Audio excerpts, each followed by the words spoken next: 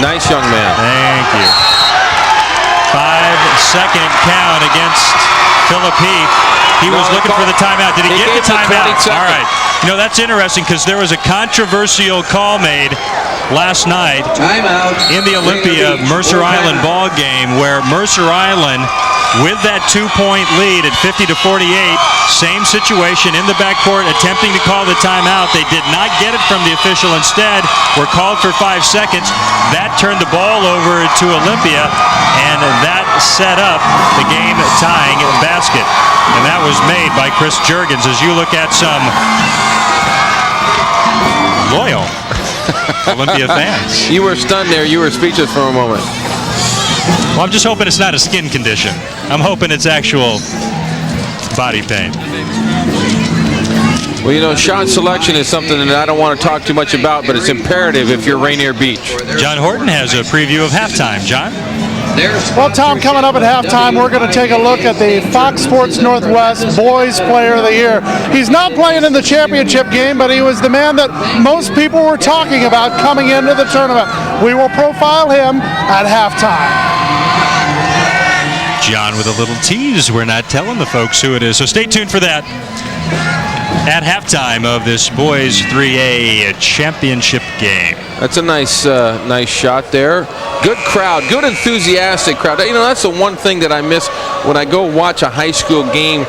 A regular season game is they're mostly not very well attended. Yeah. That's kind of that bothers me being from the old school. I like to see more people come out and support the kids. You know, they actually had a larger crowd last night, which is typical. Friday night, you've got 8 teams playing for something with the girls and boys Final Fours. Is Crawford, oh my goodness, double clutching and putting it in. He got some great defense played against him, but somehow got the shot off. 2-pointer, tying the game at 11.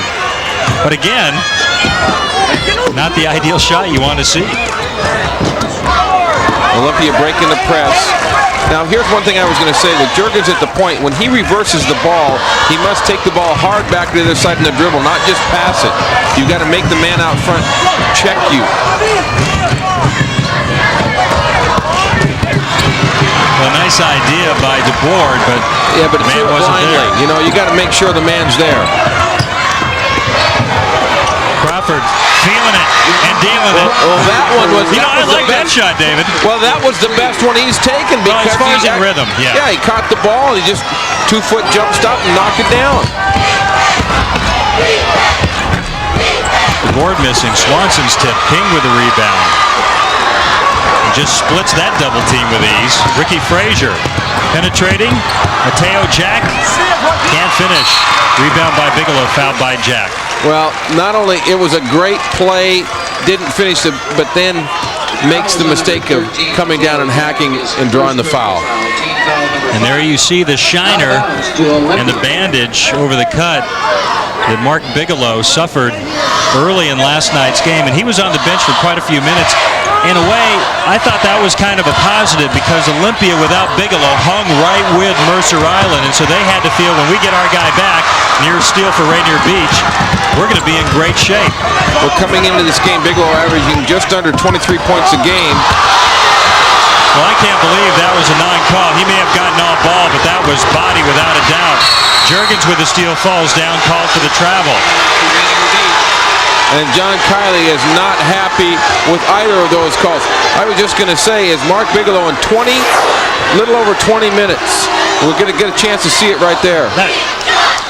Well, he got an awful lot of basketball from that angle, but a lot of body. Yeah, it doesn't matter if you get the shot cleanly. If you clobber the guy with the body, it's still a foul. King double team. Unless you're in the NBA. Frazier on the move, and of course we're not. 16-11, Beach with its largest lead. Bigelow spotting up. It's a good shot. I'll tell you what, I believe that Olympia must attack the press to score and not be so hesitant. Crawford. King can't handle the pass from Jack. Now they've got to run right now. They can't wait. There's 3 Rainier Beach people behind the ball. Walk on to board. Excellent call that time. He shuffled the feet. That time, Olympia needed to really get out and run. Timeout in the Kingdom. Boys 3A championship game. Jamal Crawford helping lead Rainier Beach to a 5-point lead. 18-11, Rainier Beach in front.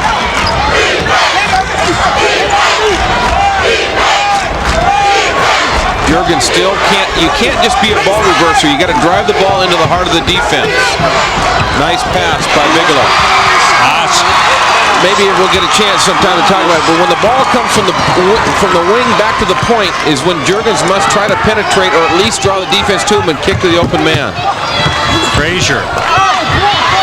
Offensive board in those tall timbers.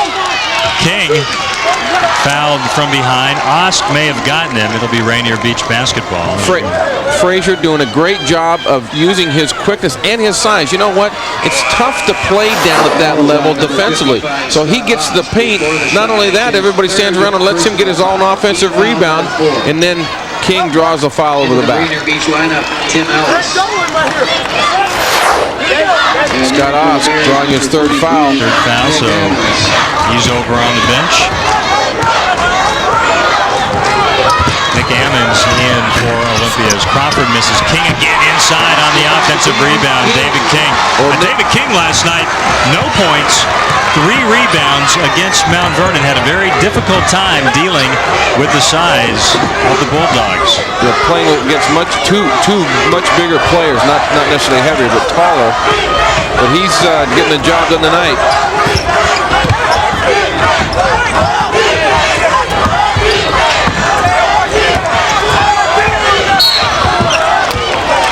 You know, it looks like the other Olympia players are somewhat hesitant to look at the basket on the perimeter. But one thing you've got to do is when you catch the ball on the perimeter, you got to get the ball what I call in the ready position to make the defense honor you. If you don't do that, they're not going to come out and check you.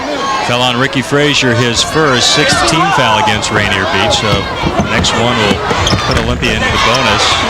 Bigelow misfiring from three-point land.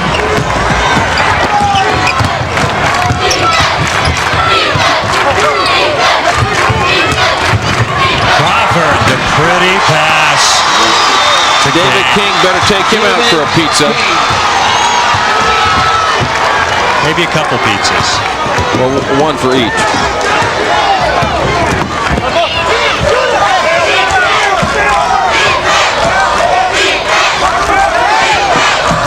See right there. Yeah. He's holding the basketball. You got to take the ball and try to get to the gap. As Swanson did right there, penetrating on the zone. There's some penetration finally. Jurgens missing. Frazier coming out of the pack. You better make that kid pick the ball up. Shot selection isn't in his vocabulary. I tell you what, he shoots it constantly on the run, going to the hoop. And instead of jumping forward, if he'd stop and go straight up, he'd be in much better shape. Well, I think if I was that quick, I'd have a tough time stopping on a dime and going straight up. I think we both only dreamed of being that quick. Crawford fouled, and you saw that Kobe Bryant-like dribble.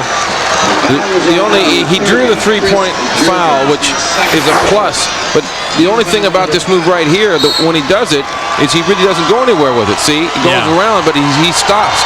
When you put the ball on the floor, you want to create an opportunity for yourself or your teammate. You're looking at the Rainier Beach bench. One of their assistant coaches, Ron Howard, who used to play at Seattle University. Dave, you know him well. He went on to the NFL. Yeah, he got Malone or Moses out of the Bible. But I'm sure you know all about their recruiting stories. There's a few of them. 101 left in the opening half. Rainier Beach with a 9-point lead. And Jamal Crawford heading to the line to shoot not 1, not 2, but 3 free throws. Jamal Crawford. Crawford in the tournament. Crawford shooting 2. Got a chance here, Rainier Beach, to really put a boost to it if he can get all 3 going into halftime. I'll say Crawford in the tournament with strong numbers in each category, although his shooting percentages are not that high.